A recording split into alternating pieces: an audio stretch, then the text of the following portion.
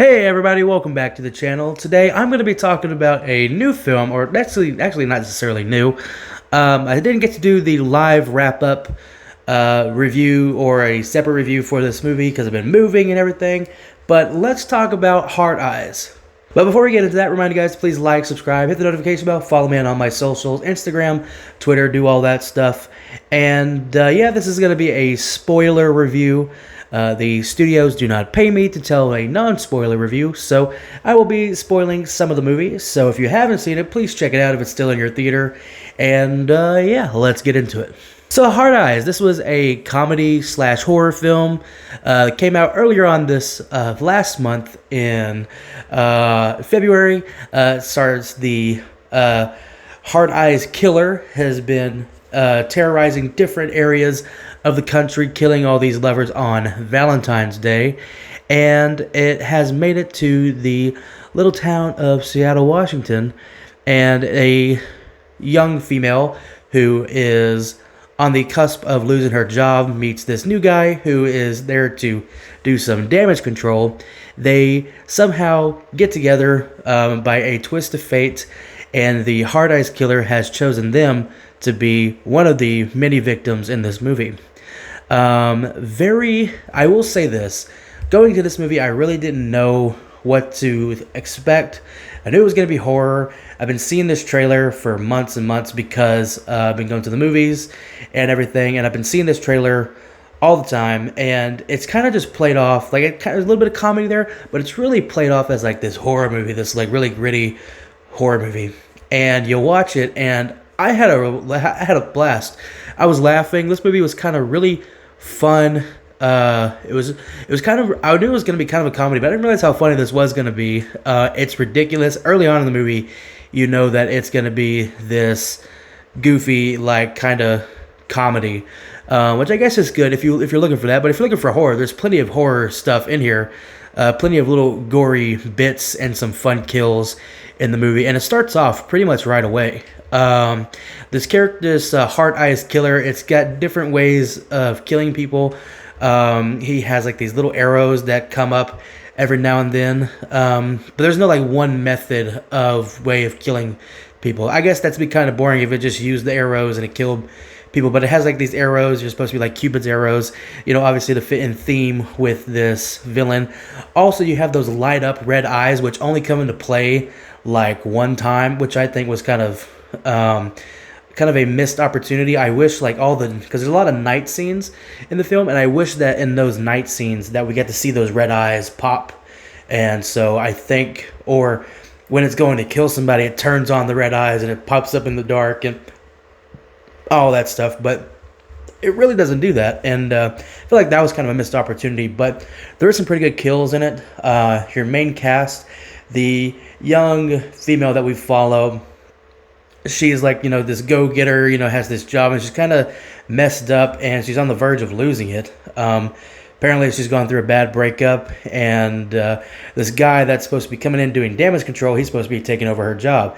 So they're trying to kind of work together, and they go and meet each other at this restaurant, and she actually runs into her ex-boyfriend, and they end up kind of learning about each other and getting along with each other instead of being enemies.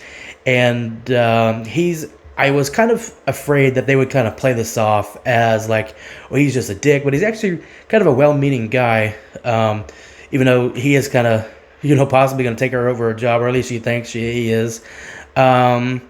And I will say, at the end of this movie, when you get these characters, like, it's not like this, you know, typical, you know, they kind of point out all the what do you call it, the fault of like these horror movies where like he gets knocked down and she runs and this character is chasing her, and at the end of the scene the guy's like, you just left me there, he could have killed me, and she's like, he was chasing me. And so it's like, it's kind of poking fun at those tropes while also kind of doing those tropes, but it's really like addressing like, you know, just left the guy there, he could have went back, double back and killed him, but he didn't.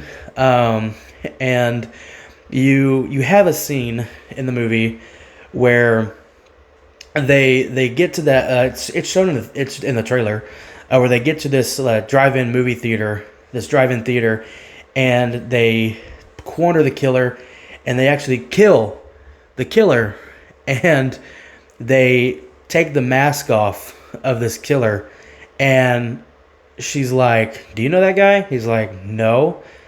And at that point, I thought that was like, it's like just a random killer. There's no like, oh, you knew this, knew that, da, da, da. And I was like, wouldn't that be the funniest thing? Is that just some random guy has no connection to the characters whatsoever. It just follows couples on Thanksgiving indiscriminately, and there's no connection to the main character whatsoever. And I was like, that is fucking genius. Unfortunately, the movie continues, and where they end off, it's not bad, but I think it would have been great. It would have been perfect. They would have ended the movie at the drive-in, and there's like, this person, have no idea who they are. They just killed a bunch of people. We killed them, and that's the end of the movie. Da, da, da, and then it credits. That would have been perfect.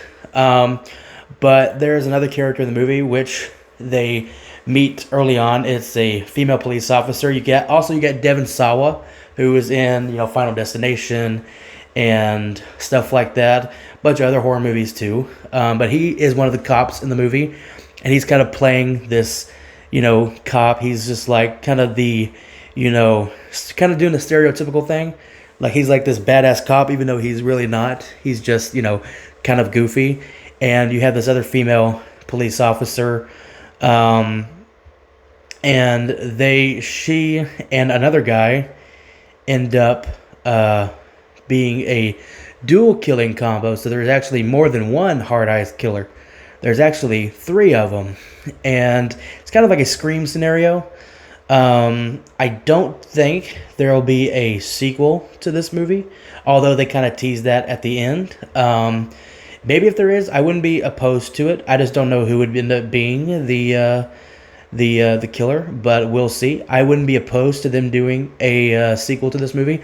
Thought it was really fun. If they can keep up the kills and the funny entertainment factor up and not be so like uber serious with it like they're kind of doing with the Scream franchise, I think this would be a great one. I think it was a fun watch. If you got a girlfriend, boyfriend, sit home, rent it, watch it on TV, and have a laugh. And I think it'd be a fun date night movie. So yeah, I recommend this movie. And if you haven't watched it, like I said, go check it out. I don't know if it's still in theaters right now, but if it is, go check it out in theaters. If not, it'll come out, and I do recommend buying it on Blu-ray or DVD or however you like to watch movies. And yeah, thank you for watching. Hope you enjoy this video, and I'll see you in the next one. Bye.